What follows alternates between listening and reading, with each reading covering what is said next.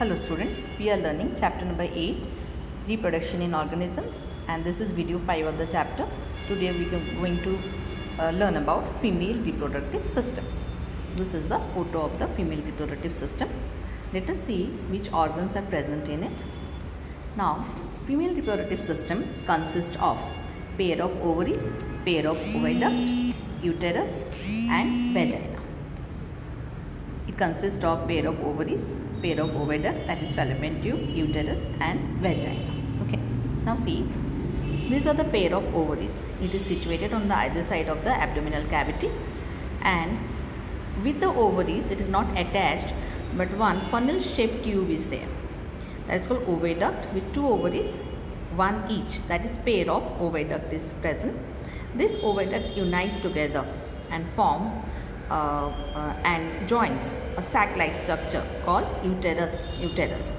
Then the opening of the uterus is called cervix, and uterus leads to a long tube called vagina.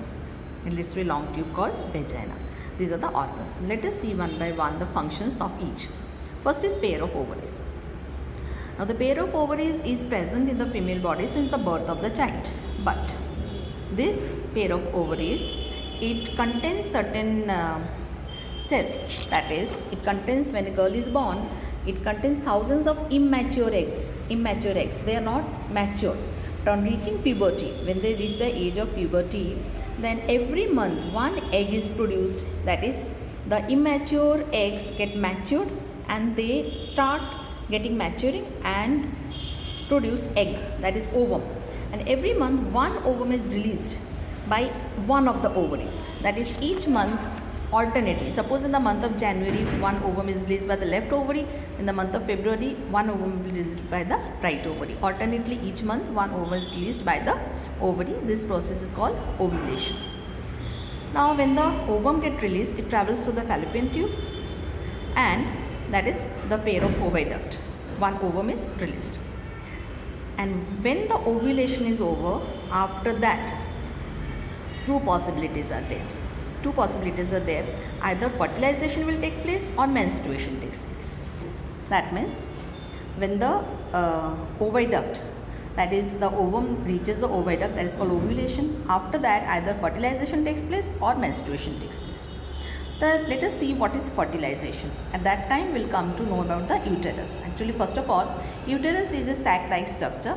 Every month it keeps itself ready to get the implantation of the child. That means it will fill all the full capillaries of blood with the nutrition, so that the child gets implanted in the uterus, and for 9 months it can feed the child. And vagina is the part, tubular part, through which the sperm enters the body of the female. So these are the functions. Let us see what is fertilization. Now after ovulation, when the ovum enters the oviduct, then the sperm, see this picture, the sperm may enter the vagina. If the sperm enters the vagina, it travels through the cervix, through the uterus, and it reaches the fallopian tube. Inside the fallopian tube, it unites with the ovum. If it unites with the ovum, then this union of the ovum and the sperm is called fertilization. And after fertilization, the zygote is formed. That is the first stage of the child. Zygote is formed. The zygote stays for 1 day here, and then it comes down and comes to the uterus. And with the uterine wall, it attaches itself. That is called implantation of the child. And then for the 9 months, the child remains implanted with the uterine wall, and it gets nutrition to the placenta. Placenta is a structure, disc-like structure embedded inside the uterine wall.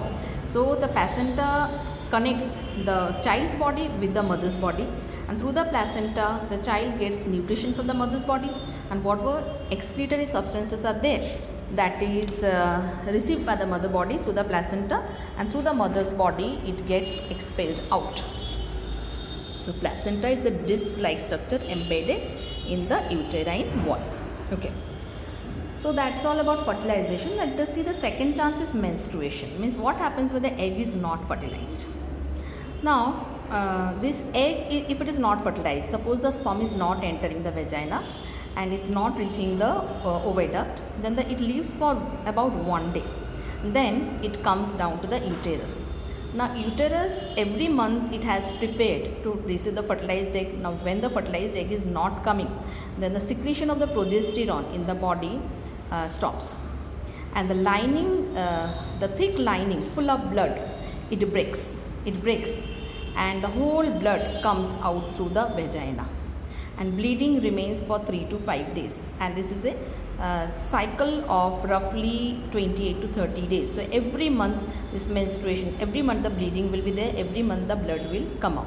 Usually lasts for about 2 to 8 days. This is called menstruation, and this is all about the female reproductive system.